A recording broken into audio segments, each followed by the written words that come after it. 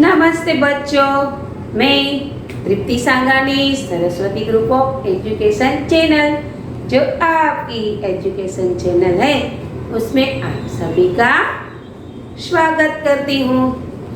बच्चों, पिछले क्लास में हमने इकाई पहली चित्रपाठ यातायात उसके बारे में चर्चा की थी और उसका अभ्यास किया था।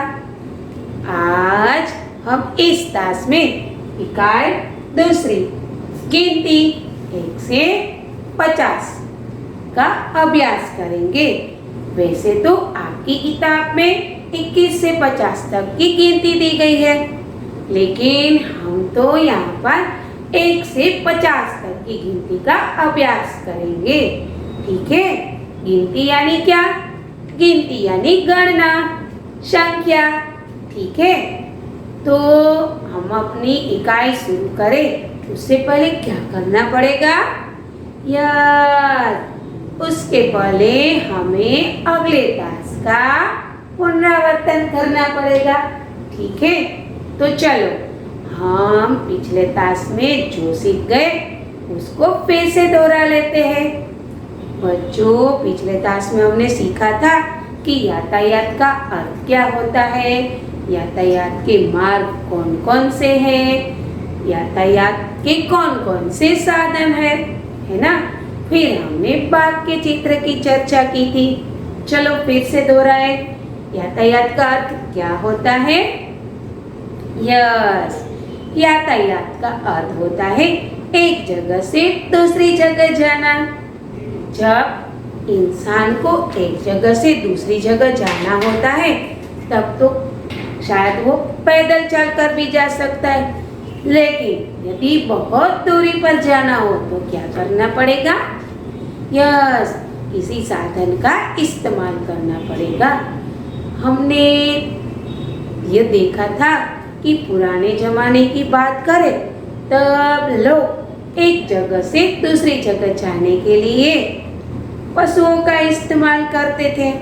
यदि किसी दूरी पर जाना हो तो, जैसे कि बैलगाड़ी, तांगा, ऊंटगाड़ी आदि, है ना। इतना ही नहीं, सामान को ले जाने के लिए या लाने के लिए भी इसी पशुओं की गाड़ियों का इस्तेमाल किया जाता था। लेकिन धीरे धीरे कर समय बदलता गया और नए नए आविष्कार होने लगे, है ना। पहले जलमार्ग का आविष्कार हुआ, यानी कि वह अस्तित्व में आया। फिर हवाई मार्ग, सड़क मार्ग तो वैसे भी था ही, है ना। फिर क्या हुआ? उसमें भी नए नए साधनों का आविष्कार हुआ। सड़क मार्ग की बात करें तो साइकिल, स्कूटर, मोटर, बस, ट्रक, है ना। और पटरी पर चलने वाली रेल, जो सबसे बड़ी है। यह यातायात का सबसे बड़ा साधन है। इसमें ज्यादा से ज्यादा 1300 लोग बैठ सकते हैं। एक बोगी यानी कि एक डिब्बे में 60 लोग बैठ सकते हैं। ठीक है? तो मुसाफरी के लिए यह सबसे बड़ा साधन है, एक जगह से दूसरी जगह जाने के लिए। उसमें भी बहुत सारी सुविधाएं होती है। प्रथम श्रेणी, द्वितीय श्रेणी, तृतीय श्रेणी, विकलांगों के लिए अलग डिब्बा, महिलाओं के लिए अलग डिब्बा। यदि आपकी मुसाफरी बहुत ही लंबी है, 24 घंटे से भी ज़्यादा है, तो वहाँ पर आपको खाने पीने की भी बहुत सारी सुविधाएं उपलब्ध होती है। सोने के लिए भी अच्छे से वहाँ पर सीट का अरेंजमेंट होता है। तो ये सारी सुविधाएं हमें रेल में मिलती है ना। फिर बात करें जल मार्ग की। नौका और जहाज के माध्यम से एक जगह से दूसरी जगह जाया जाता है। फिर आती है हवाई मार्ग की बात। विमान और हेलीकॉप्टर का इस्तेमाल होता है। बच्चों, ट्रेन, बस, विमान, ठीक है, फिर जहाज, इन सभी जगहों पर टिकट लगता है। ठीक है? वहाँ पर हमें टिकट खरीदना पड़ता है। बिना टिकट के हम उसमें मुसाफरी नहीं कर सकते। यदि हम किसी कार को, रिक्शा को हायर करते तो हमें क्या करना पड़ता है? तो हमें किराया देना पड़ता है। क्या करना पड़ता है? किराया देना पड़ता है। बिना किराए की हम उसमें नहीं जा सकते। हाँ, लेकिन अब तो इंसान ने बहुत सारे यातायात के साधन अपने खुद के लिए खरीद लिए हैं। जैसे कि बहुत सारे लोगों के पास आज स्कूटर तो होता ही है, लेकिन कार भी होती है। बहुत सारी बड़ी बस भी बहुत सारे लोग अपने खुद के लिए भी इस्तेमाल करते हैं। ठीक है, फिर देखिए, पहले 2 पहियों वाला साइकिल चलता था। आज क्या हुआ है?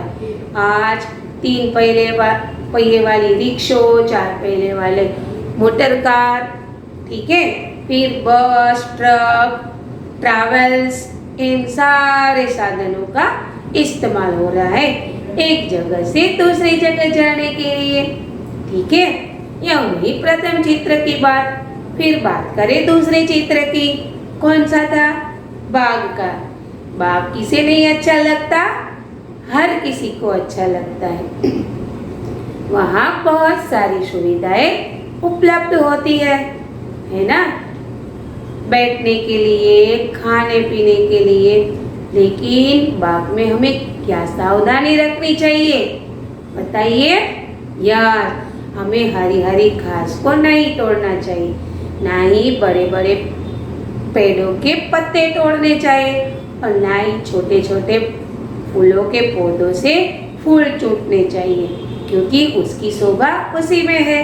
हमें कभी उसका नुकसान नहीं करना चाहिए। इतना ही नहीं, जो आपके खेल के लिए साधन रखे गए उसका भी इस्तेमाल आपको बहुत बढ़िया तरीके से करना चाहिए, क्योंकि वह पब्लिक प्लेस है और पब्लिक के लिए, यानी कि हमारी खुद की प्रॉपर्टी है, तो उसको नुकसान पहुंचाना क्या सही बात है? नहीं, हमें उसका नुकसान नहीं करना चाहिए। ठीक है, फिर बात करें, इस बाग में तो बहुत सारे फूलों के पौधे थे, है ना? फूल कहाँ कहाँ पर इस्तेमाल होते हैं बताइए? यार, फूल भगवान पर चढ़ते हैं, फूलों की माला बनती है, फिर फूलों से इत्र बनता है। यदि किसी की शादी है तभी भी उसमें फूलों का इस्तेमाल किया जाता है। ठीक है, फिर किसी का देहांत हो जाता है तभी भी इस फूलों का इस्तेमाल होता है। इतना ही नहीं, स्त्रियां अपने आभूषण के रूप में भी इस फूलों का इस्तेमाल करती है। उसकी वेणी बनती है, फिर गजरा, वेणी यानी गजरा, गजरा बनता है। बहुत से लोग ऐसे ही फूल माथे पर लगाते हैं, फिर उसके आभूषण बनाकर पहनते हैं कभी कभार। ठीक है, फिर वो हार के रूप में शादी में भी इस्तेमाल होता है। तो ये फूल हमारे लिए बहुत उपयोगी है। फिर वो रंग बेरंगी भी होती है और सभी की खुशबुएं भी अलग अलग होती है। ठीक है, तो यह बात हुई दूसरे चित्र की।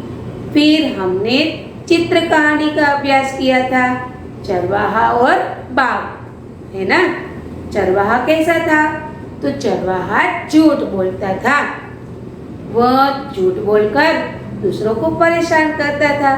एक दिन सच में बाघ आता है और उसके भेड़ को उठाकर ले जाता है और बकरियों पर हमला भी करता है, नुकसान हो जाता है। फिर उसे बहुत रोना आता है कि उसने जो गलती की है उसकी सजा ये हुई। तो क्या हमें झूठ बोलना चाहिए? नहीं, हमें कभी झूठ नहीं बोलना चाहिए, और ना ही शरारत कर दूसरों को परेशान करना चाहिए। तो बच्चों, यह हुई हमारे पिछले इकाई की बात। अब बात करते हैं गिनती की। गिनती यानी कि गणना, संख्या। कहाँ कहाँ पर इसका इस्तेमाल होता है आपको पता ही है। जिस प्रकार हम आज हर जगह पर इंग्लिश अंकों का इस्तेमाल करते हैं, 1 2 3 4। इसी प्रकार गिनती भी इतनी जरूरी है और संख्या का ज्ञान हमें होना ही चाहिए, है ना। तो चलिए हम 1 से 50 तक की गिनती का अभ्यास करते हैं, लेकिन पीपीटी के जरिए। मैं आपको यह गिनती पीपीटी के माध्यम से समझाऊंगी, ठीक है। दूसरी गिनती का अभ्यास करेंगे। गिनती यानी कि गणना। बच्चों, जैसे आप इंग्लिश में 1 से लेकर 100 तक या इनसे अधिक नंबरों का ज्ञान प्राप्त करते हैं, उसी प्रकार हिंदी में गिनती आती है 1 से 100 तक और उससे ज़्यादा भी। आपकी इकाई दूसरी में 21 से 50 तक की गिनती का अभ्यास दिया गया है। हम यहाँ पर 1 से लेकर 50 तक गिनती का अभ्यास सीखेंगे। बच्चों, सबका ध्यान इस तरफ। 1 से 50 तक की गिनती।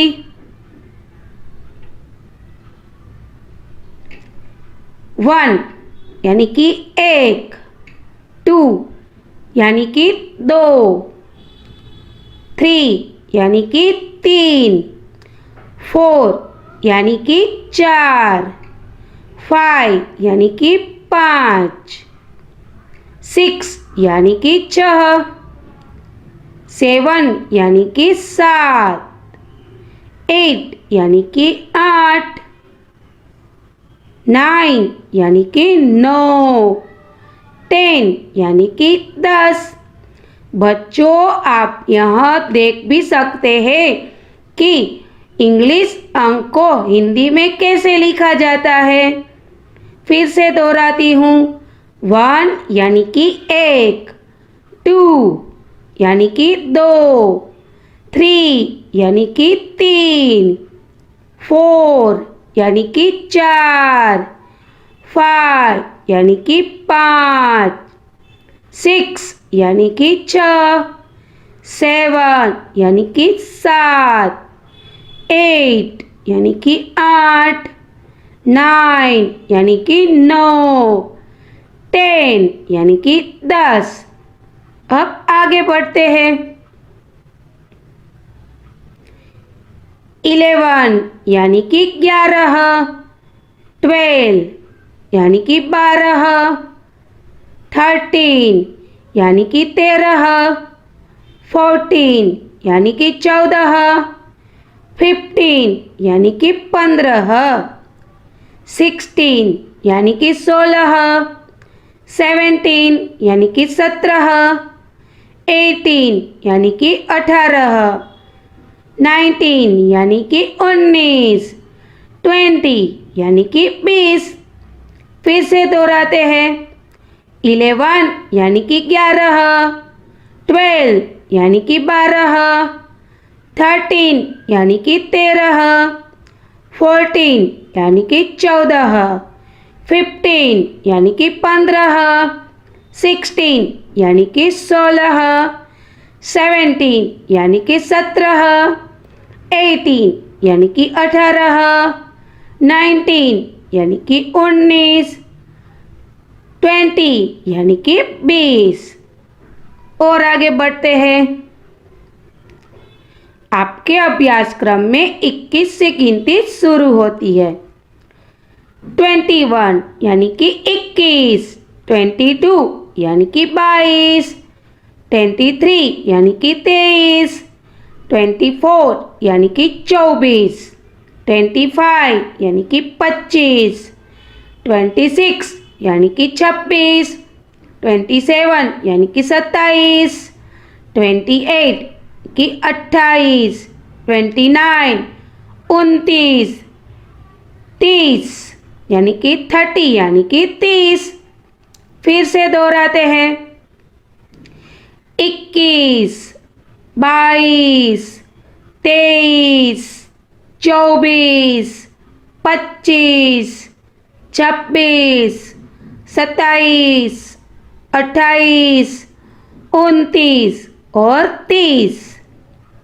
और आगे बढ़ते हैं।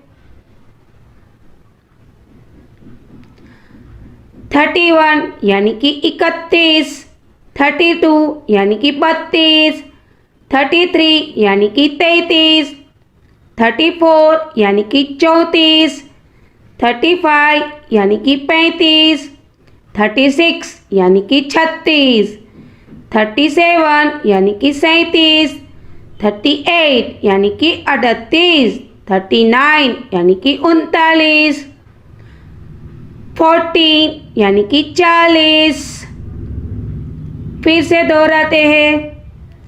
31 31, 32 32, 33 33, 34 34, 35 35, 36 36, 37 37, 38 38, 39 39, 40 यानी कि 40। और आगे बढ़ते हैं।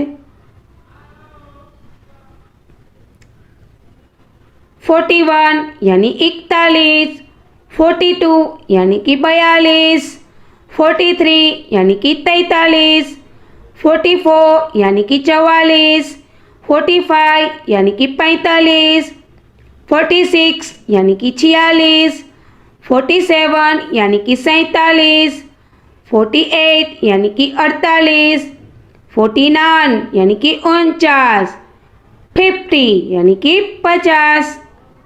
फिर से दोहराते हैं। 41 41, 42 42, 43 43, 44 44, 45 45, 46 46, 47 47, 48 48, 49 49, 50 यानी कि 50। तो बच्चों, आपको इस वीडियो के जरिए 1 से लेकर 50 तक की गिनती आ गई होगी। तो बच्चों, आपको गिनती का ज्ञान अच्छे से मिल गया होगा, है ना। 1 से लेकर 50 तक की गिनती का अभ्यास हमने किया है कि नहीं? यस।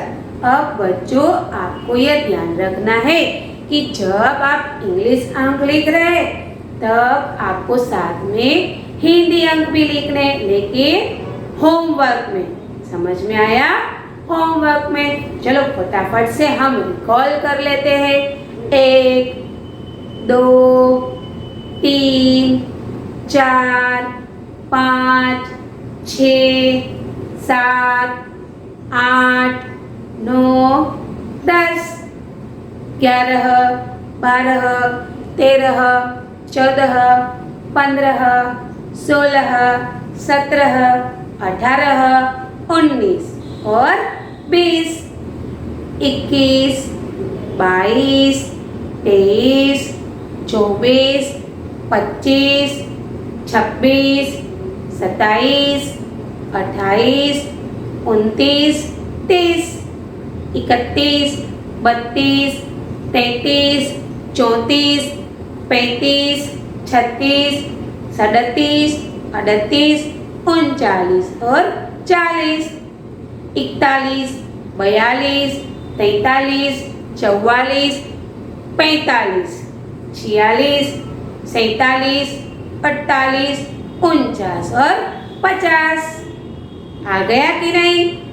लेकिन मैं बता दूं कि जब मैं आपको होमवर्क दूंगी तब आपको जिस प्रकार मैंने पीपीटी में समझाया है उसी प्रकार लिखना है, ठीक है। और पीपीटी में देखकर ही लिखना है ना। कैसे लिखेंगे? पहले लिखेंगे 1, उसके बाद हिंदी अंक। यस, चलो मैं समझा देती हूँ कैसे लिखना है। ऐसे 1, 1 और शब्द में 1, ठीक है। अच्छा, समझ में आ गया बच्चों? यस। तो बच्चों, मैं आशा करती हूँ कि आपको यह 1 से 50 तक की गिनती अच्छे से समझ में आ गई होगी। अब जब मैं कभी एडवाइजरी में आपके साथ होंगी ना, तब मैं बीच में आपको गिनती भी पूछूंगी। देखती हूँ किन किन लोगों को आता है। मुझे पता है कि आप सब लोगों ने तैयारी कर ली होगी और अच्छे से समझ भी लिया होगा। बच्चों, इस टास्क के बाद आपको एक वर्कशीट दी जाएगी। उस वर्कशीट में आपको गिनती ही लिखनी है, लेकिन कैसे लिखेंगे? यस, अच्छे अक्षरों में। दिनांक, विषय, विषयांक, इकाई नंबर और इकाई का नाम लिखकर कंप्लीट करना है। Got it? अच्छा, अगले टास्क में फिर मुलाकात होगी नए विचारों के साथ, नए अध्यायों के साथ। तब तक के लिए अलविदा। धन्यवाद।